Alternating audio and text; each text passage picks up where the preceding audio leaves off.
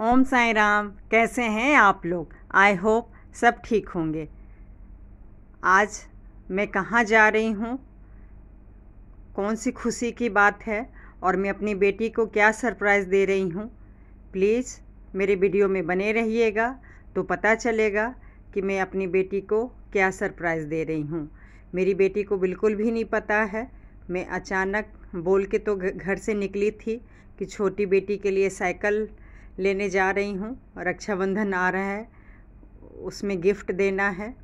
लेकिन ये देखिए, मैं कैमरा ऑन कर ली हूँ और अपनी बेटी को सरप्राइज़ दे रही हूँ कि मैं उसके लिए नया मोबाइल ले रही हूँ।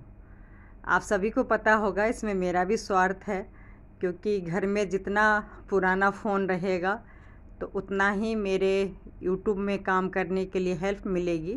वैसे तो मेरी बेटी का फ़ोन ठीक था, लेकिन मैंने सोचा नया कॉलेज जा रही है, नया लाइफ स्टार्ट हो रहा है, तो फ़ोन नया होना चाहिए। तो लेटेस्ट जो भी सैमसंग में था, मतलब अच्छे खासे ही बजट में ली है। और वो तो इतना महंगा नहीं लेना चाह रही थी। जैसे कि मैंने आपको पहले भी वीडियो में बताया कि मैं अभी अपने प्रॉपर्टी पैसा के बारे में अपनी बेटी से अभी भी डिस्कस नहीं कर पा रही हूँ। समझ नहीं पा रही हूँ कि अभी सही टाइम है या नहीं है। पता नहीं उसको वो मिसयूज करेगी, क्या करेगी।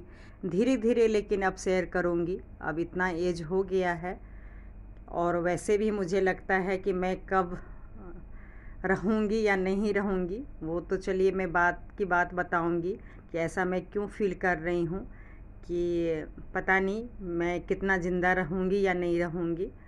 लेकिन आज मैं शेयर कर रही हूँ आप लोग के साथ कि मेरी बेटी का जब एडमिशन हो गया है कॉलेज में, तो उसकी कपड़े की शॉपिंग भी हो रही है, मोबाइल भी लिए हैं। और देखिए, वैसे तो लैपटॉप है, मैं यूज करती हूँ ऑफिस के काम से, और मेरी बेटी भी ऑनलाइन क्लास उसी लैपटॉप से की है। लेकिन शायद हो सकता है हम नया लैपटॉप भी लेंगे। कब लेंगे ये पता नहीं, पहले कॉलेज जाती है उसके बाद ही पता चलेगा क्या सिस्टम है नहीं है। आप सभी को पता है आजकल तो मोबाइल के बिना अब छोटी बच्ची मेरी बेटी है 2 साल की, उसकी ज़िंदगी भी नहीं चलती है। हर चीज़ अब मोबाइल पे डिपेंड हो गया है। आप यकीन करेंगे, जैसे कि आप सभी को पता है कि लॉकडाउन में ही मेरी छोटी वाली बेटी हुई और मेरी बड़ी वाली बेटी का 11-12 क्लास भी लॉकडाउन में ही हुआ। वो बिल्कुल भी स्कूल नहीं जाती थी। वो जब देखो सिर्फ मोबाइल और लैपटॉप में लगी रहती थी, दोनों चीज़ लेके बैठी रहती थी। और नया नया बुक तो उसने ख़रीद लिया था, लेकिन बुक से नहीं पढ़ती थी, सिर्फ लैपटॉप और मोबाइल। यकीन मानिएगा, जब मेरा मूड ठीक रहता था तब तो मैं नॉर्मल से बोलती थी कि जब देखो मोबाइल में लैपटॉप में लगी रहती हो, इससे क्या होने वाला है। लेकिन जब गुस्सा आता था कोई चीज़ से, क्योंकि जॉब भी है, छोटी बच्ची भी है, और चैनल भी मेरी बड़ी बेटी ने ही खोल दिया था। अब वो तो टाइम पास के लिए खोल दी, लेकिन मैं तो सीरियस हो गई थी यूट्यूब पे काम करने के लिए, तो फिर तो टाइम देना पड़ता है। और मेरी बेटी यकीन मानिएगा, पढ़ाई कह के कि मुझे पढ़ना है, वो जब देखो पर्सनल अपना पढ़ती रहती थी और लैपटॉप और मोबाइल यूज़ करती थी।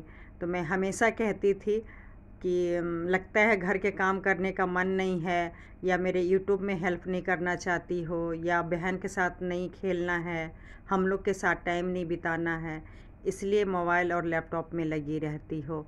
लेकिन यकीन मानिए, झूठ नहीं बोलूँगी, उसके परसेंटेज ने मेरी सोच को मतलब गलत कर दी है।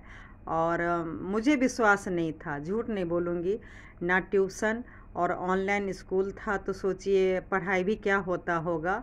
ना हम लोगों ने कुछ भी 1% का भी हेल्प किया, कोई भी सब्जेक्ट में कुछ भी हेल्प नहीं किया। और सिर्फ उसने ऑनलाइन पढ़ के, मतलब लैपटॉप से पढ़ के, मोबाइल से पढ़ के बहुत ही अच्छा परसेंटेज लाई। मतलब बहुत ज़्यादा, मतलब 92 मायने रखता है 12th में, और वो ले आई। तो तो खैर हम लोग इस खुशी में नहीं दे रहे हैं कि वो 92 लाई है। हमारे लिए अगर वो मतलब 60 70 80% भी अगर ले आती तो जो भी ज़रूरत की चीज़ है वो तो खैर हम पेरेंट्स को देना ही होता है। लेकिन जब मेरी बेटी ने अपना फ़र्ज़ निभाया है और मतलब जो भी है वीडियो देख के या मतलब जो भी है मोबाइल से ही उसने सब कुछ सीखा है। तो आजकल इसका मतलब यही हुआ कि चाहे पढ़ाई हो या कोई भी काम की चीज़ हो, मोबाइल के बिना काम नहीं चलना है। तो अच्छा मोबाइल देना ज़रूरी है और हर पेरेंट्स का फ़र्ज़ बनता है। मैं ये नहीं कह रही हूँ कि अपने बजट से ओवर दे देना चाहिए दिखावे में आके। मैं भी अपनी बजट में ही दी हूँ, ऐसा नहीं है कि बहुत महंगा दी हूँ। और अपनी बेटी को समझाई भी हूँ कि आगे एम टेक मतलब विदेश से वो करना चाहती है तो उसके लिए पैसा सेविंग भी होना ज़रूरी है। और मैं कई लोग पूछते हैं कि आप इतना मेहनत क्यों कर रही हैं, अपनी तबीयत से क्यों खिलवाड़ कर रही हैं। जो भी जानते हैं, चाहे मेरे रिलेटिव हो चाहे मेरे यूट्यूब फ्रेंड हो, उन सबको पता है कि मैं सिर्फ 3-4 घंटे सोती हूँ, बहुत ज़्यादा मेहनत करती हूँ। तो राज यही है कि जब मेरी बेटी ने अपना ख्वाहिश रख दिया है कि मुझे विदेश में पढ़ना है तो एक माँ का भी फ़र्ज़ बनता है कि मैं पूरी कोशिश करूँगी, जी जान लगा दूँगी और जितना भी खर्चा होगा अगर मेरी बेटी पढ़ना चाहेगी, मतलब मेरी तरफ से ज़बरदस्ती नहीं है कि दुनिया और समाज को दिखाने के लिए मतलब विदेश में पढ़ना है। लेकिन अगर मेरी बेटी सच में पढ़ना चाहती है तो मैं उसे ज़रूर बाहर भेजने की कोशिश करूँगी।